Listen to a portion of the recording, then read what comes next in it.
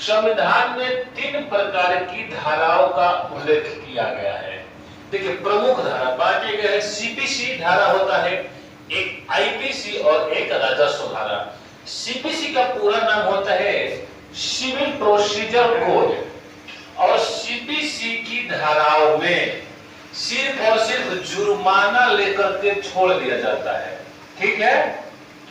IPC की धारा जो होती है, इसका पूरा नाम होता है इंडियन पैनल कोड या इंडियन पैन कोड। इसमें क्या होता है, आईपीसी की धारा में दंड का प्रावधान आता है, यानी कि आप आईपीसी की धारा के तहत कोई अपराध करते हैं तो दंड मिलेगा।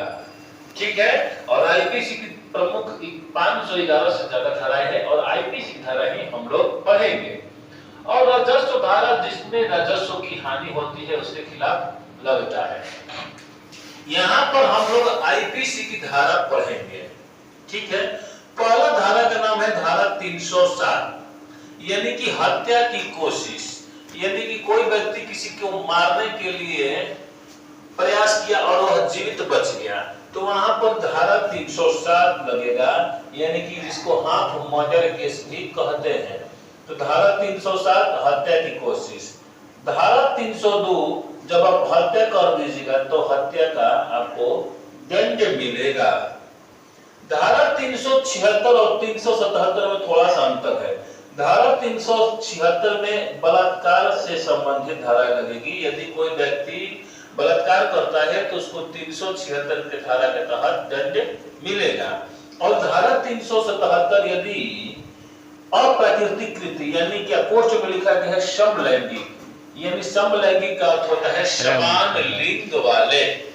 377 में कहा गया है कि यदि अगर एक ही समान लिंग वाले व्यक्ति किसी के साथ अप्राकृतिक कृत्य करते हैं या अप्राकृतिक यौन संबंध बनाते हैं तो धारा 377 लगेगा।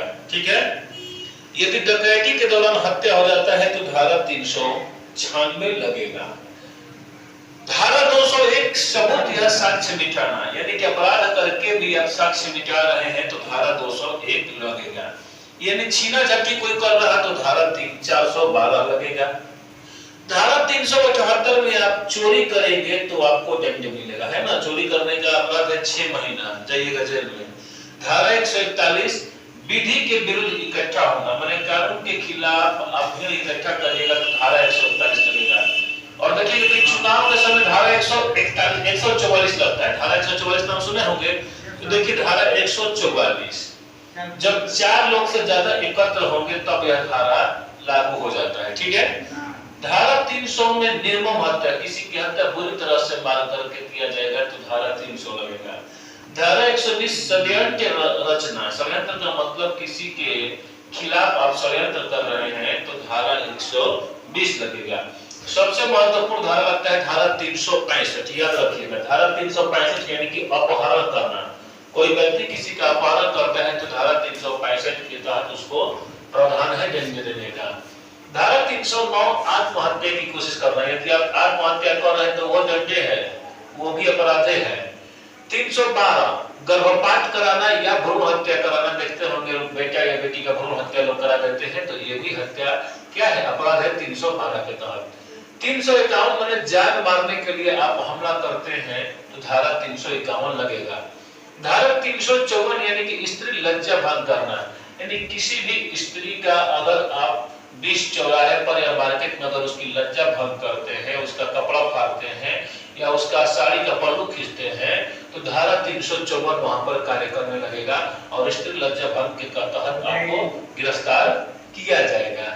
धारा 415 यदि आप किसी के साथ छल करते हैं, छल करना धारा 415 के अंतर्गत आता है। धारा 445 गृहभेदन, गृहभेदन ये उतना महत्वपूर्ण नहीं है, लेकिन इसका मतलब ये होता है कि आप किसी के घर की आंतरिक बातों को जान रहे हैं, उसके बातों को सुन रहे हैं, ये गलत काम है। धारा 494 माने कि पति का पत्नी के जीवन में पुनर्विवाह, इसका मतलब क्या कि पहली पत्नी जीवित है तो पति दूसरे का ब्याह कर लिया तो धारा 494 लगेगा। ठीक ना। इसके बाद धारा 499 में मानहानि का केस दर्ज होता है, यदि जैसे आप सामाजिक स्तर पर किसी को बेइज्जत कर रहे हैं, मतलब उसको नीचा दिखा रहे हैं, तो धारा 499 के तहत वह मानहानि का केस दर्ज करेगा और दंड भी लगेगा या फाइन भी लग सकता है, ठीक ना। धारा 511 हमारे आजीवन कारावास से दंडनीय अपराध, ये धारा है। एक नोट यहाँ पर लिखा गया है, महिलाओं को भारतीय संविधान के तहत दिया गया है ये प्रावधान, code of criminal section 46। Code of criminal section 46 क्या कहता है कि यदि कोई भी भारत की कोई भी पुलिस है, वह भारत की किसी भी महिला को शाम के 6 बजे के बाद गिरफ्तार नहीं कर सकती है और सुबह के 6 बजे के पहले गिरफ्तार नहीं कर सकती है। यही चीज लिखा है कि कोड ऑफ क्रिमिनल सेक्शन 46 के तहत भारत का कोई भी पुलिस भारत की किसी भी महिला को शाम 6 बजे के बाद तथा सुबह 6 बजे के पहले गिरफ्तार नहीं कर सकती है, चाहे वह महिला कितना भी जघन्य अपराध क्यों न की हो। जैसे मान लेते हैं कोई महिला ने बहुत बड़ा अपराध कर दिया, किसी की हत्या कर दिया, ठीक है, शाम के 6 बजे के बाद हत्या करके अपने घर में छिप गई। और नियम ये है कि धारा सेक्शन 46 के तहत क्या हुआ, कोड ऑफ क्रिमिनल सेक्शन 46 के तहत 6 बजे के बाद पुलिस उसको गिरफ्तार नहीं कर सकती है। तो बात है कि बच जाएगी, तो निगरानी आप उसका करिए 12 घंटा। बात समझ में आ रहा है?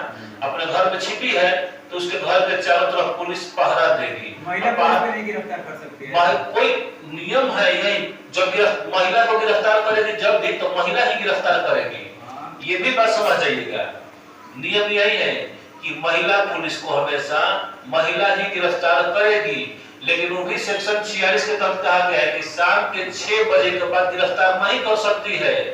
अब गिरफ्तार करना होगा तो क्या करना होगा, शाम के 6 बजे से लेकर सुबह के 6 बजे तक 12 घंटे के अंदर कोई भी भारतीय महिला गिरफ्तार नहीं हो सकती है। ये बात हम नहीं, क्रिमिनल सेक्शन 46 के तहत कहा गया है, ठीक ना। और इस दौरान क्या होता है कि पुलिस चारों तरफ उसके घर की नाकाबंदी की रहेगी और जैसे सुबह के 6 बजेगा तब महिला पुलिस उसके घर के अंदर इंटरफेयर करेगी और उसको गिरफ्तार करके घर से ले जाएगी, ठीक है। ये प्रमुख धाराएं थी। लीजिए सर बात करेंगे।